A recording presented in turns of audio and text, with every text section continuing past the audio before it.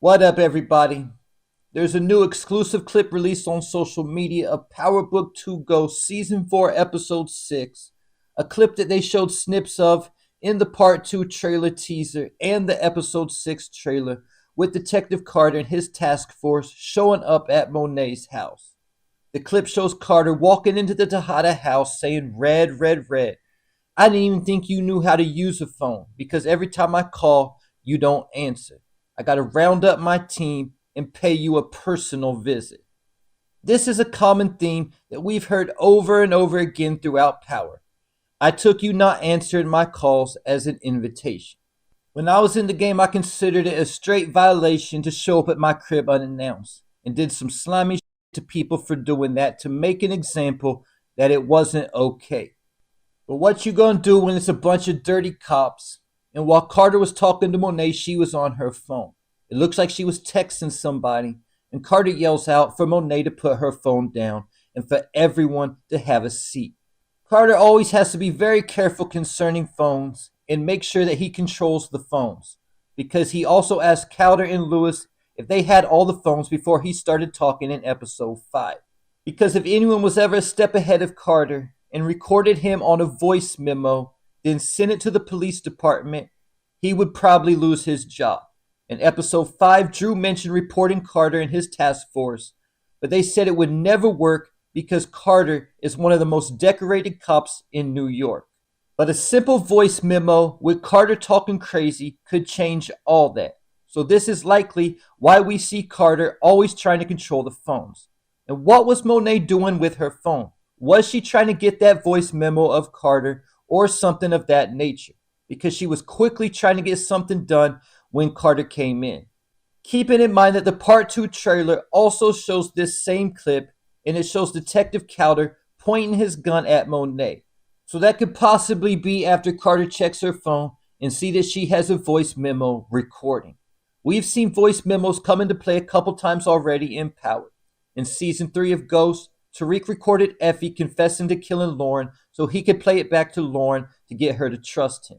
In Season 2 of Power Book Force, Vic Flynn caught his sister Claudia confessing to a crime on voice memo also. From the episode 6 trailer, we get a look into why they're most likely at Monet's to begin with, asking about who they stole the drugs from. Monet also owes Carter a 35% tax from what she made off that robbery. So if she hasn't been answering the phone for him, then that most likely means that she hasn't paid Carter the money she owes him either. We know that Monet isn't going to tell Carter who they stole the drugs from, at least initially, because the episode trailer shows Carter saying, "Let me try this again." Then he points the gun at Diana's stomach and asks Monet who she stole the drugs from.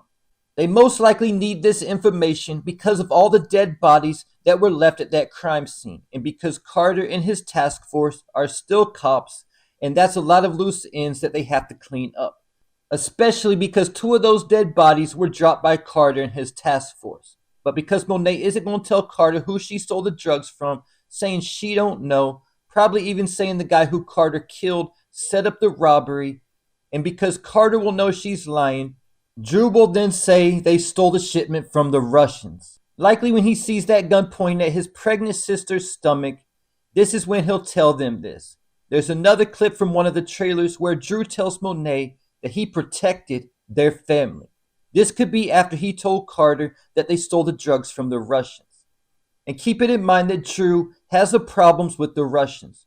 Almost like how Kane likes to blame all his family's problems on Tariq, Drew likes to blame all his family's problems on the Russians. And I think Drew's problems with the Russians is personal as well, but I'm not going to get into that in this video because that's not my lane. The Tejada's beef with the Russians started in Season 3 when they needed to move the weight for Noma, when Kane had the idea to wipe out the Castillos, but Drew thought it would be a better idea to take out the Russian Connect and force the Castillos' hand to work for them.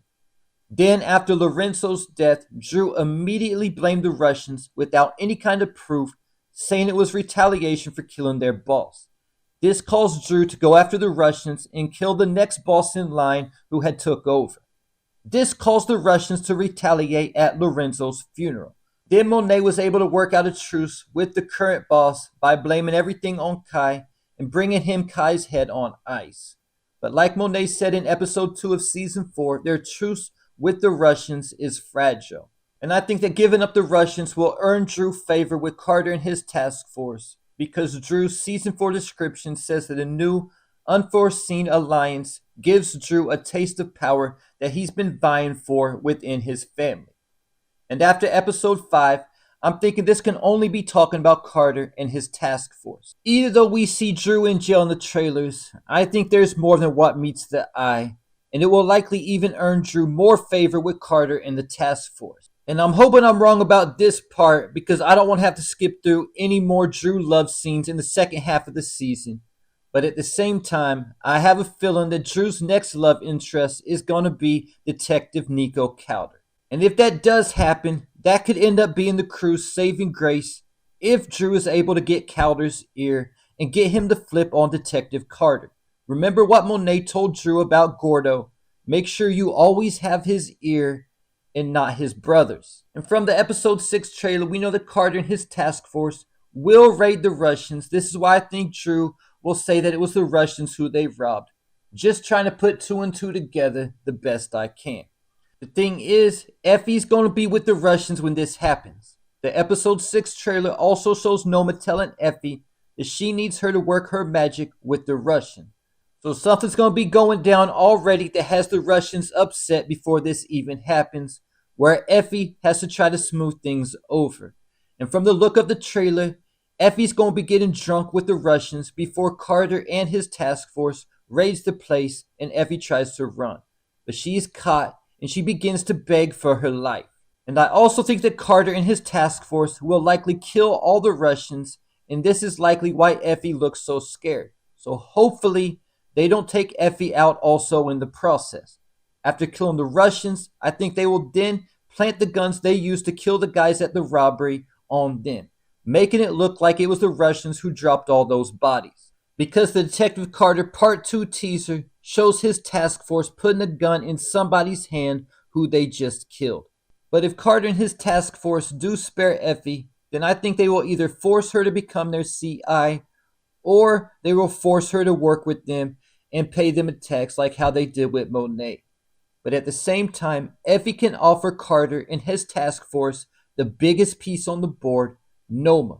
But it might actually work out for Effie if she can give them Noma, because she's trying to get out the life to begin with and move to Cali to attend Stanford. Something that Noma would never agree with unless Effie was moving product at Stanford and moving her product on the West Coast. So Effie might think she's snitching on Noma to get out the life, only to get stuck working for Carter and his task force at the end of the day. And there you have it. Leave your thoughts, theories, and predictions in the comments.